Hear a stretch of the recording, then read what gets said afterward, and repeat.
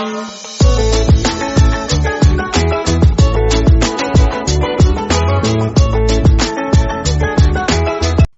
The lord. ప్రభు అయిన యేసుక్రీస్తు వారు ఈరోజు మనకు అందిస్తున్నటువంటి వాగ్దానం 2వ సమూయేలు 22వ అధ్యాయం 31వ వచనం. ఆయన శరణుజొచ్చు వారందరికీ ఆయన కేడము. దేవుని మార్గము దోషరహితమైనది, యెహోవా మాట పొల్లుపోనిది. తనకు శరణుజొచ్చిన ప్రతి వానిని యెహోవా రక్షిస్తాడు. యెహోవాను మించిన దేవుడు లేడు. మన దేవునిలా కొండ వంటి మరో అండలేదు. దేవుడు నా రక్షణ దుర్గం. సన్మార్గుల జీవన మార్గంలో దేవుడు నడిచి మార్గదర్శకుడవుతాడు. జింక కాళ్ళ వేగాన్ని దేవుడు నాకు ప్రసాదిస్తాడు. ఉన్నత స్థలాల మీద నన్ను నిలకడగా నిలుపుతాడు.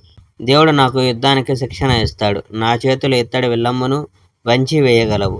డాలు వలె నీవు నన్ను రక్షిస్తావు. నీ సహాయం నన్ను ఉన్నతుని చేసింది. నీ పాదాలు తడబడకుండా నీవు నా మార్గాన్ని విశాలం చేశావు.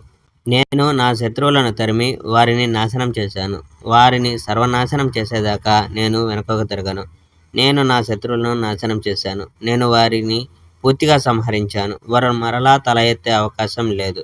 అవును, నేను నా శత్రువులను కాలరాశాను. ఎందువలననగా నీవు నన్ను యుద్ధంలో బలవంతునిగా చేశావు. నీవే నా శత్రువులను ఓడించావు. నా శత్రువులు పరిగెత్తిపోయేలా నీవే చేశావు.